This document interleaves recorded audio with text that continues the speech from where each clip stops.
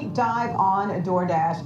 All right, that stock up more than 60% over this past year. It really started climbing higher, I noticed, beginning in September. It had its first quarterly profit since its public debut, posted that in October. So Megan, talk to us about what your data tells us about where DoorDash is heading.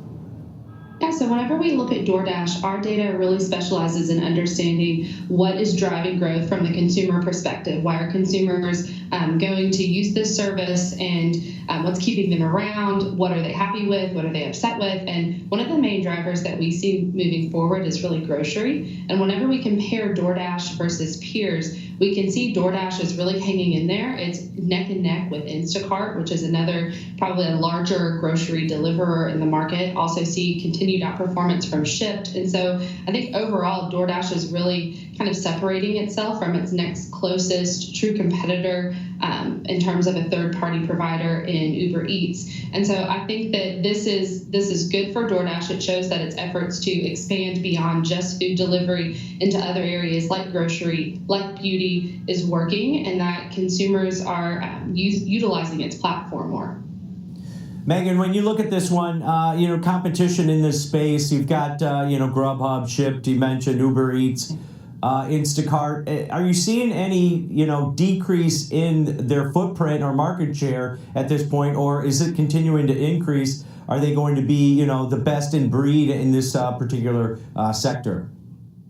Whenever we look at this, for us, DoorDash is certainly the best in breed. It commands the largest mind share of consumers. Whenever we compare web visits for DoorDash versus all of these other competitors, you can see that DoorDash has the lion's share of these web visits. And alongside this, DoorDash has a really high happiness level, and this is something that's been improving just over the last few months. And for us, this is perhaps the longest term indicator whenever we're looking at forward-looking growth, because they're keeping consumers happier. We see a lot of consumers talking about the improved search features that DoorDash has rolled out. It's making it easier for consumers to find what they're looking for. And we also see consumers who just like the expanded products. They like being able to order from several stores, and DoorDash has made it really easy to do that in one trip at no extra cost. And so I think for us moving forward, we see DoorDash is already the clear leader, and this continued growth in year-over-year web visits is just expanding its piece of that pie. I noticed on your data, Megan, that it seems like DoorDash is running neck and neck with more with Instacart, and it's leading Uber. Obviously, Uber is leading in the rideshare segment. But over right before the holidays, DoorDash had done that partnership with Lyft that would have given some discounts to consumers. Do we think what's also key with DoorDash is some things like that? What are the things that keep the customer sticking with it? Yeah, so DoorDash has some really good partnerships. You mentioned Lyft, which I think is really important. They're capturing, that non-Uber user, but they also have partners with other companies. One is Ibotta, so it's providing value to consumers, offering some discounts and making, paying those delivery fees or paying a little bit more stomachable for consumers.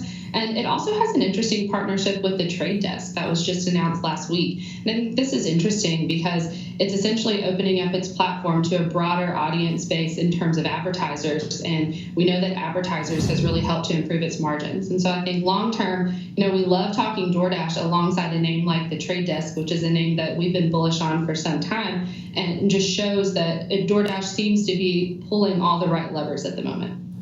Yeah, Megan, that's kind of what I was going to hit on, the opportunity in advertising side of this business. I think that's what traders kind of miss about this company is the fact that, hey, advertising revenue is really starting to generate, some big leaps and bounds, and that's a high margin business for them moving forward. Is this the key, as far as, these price target hikes that I'm seeing across the board, 225, 200, it seems like they keep coming on a daily basis. Is that hidden advertising revenue that's going to continue to expand as you mentioned, as they expand this footprint and partnerships that they've got across the board?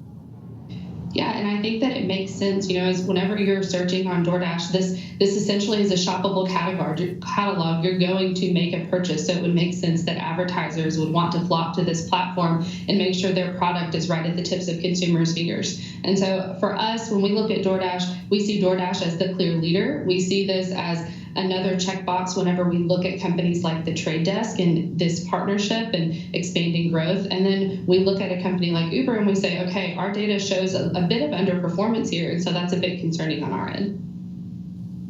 Okay, all right. Well, we'll certainly continue to watch this stock, DoorDash, up a little bit today. Our thanks to Megan Brantley, Vice President of Research, LikeFolio. All right, Tom, let's jump into this one. This name has had some clear moves higher ever since the fall. How do you position it when it comes to an example trade?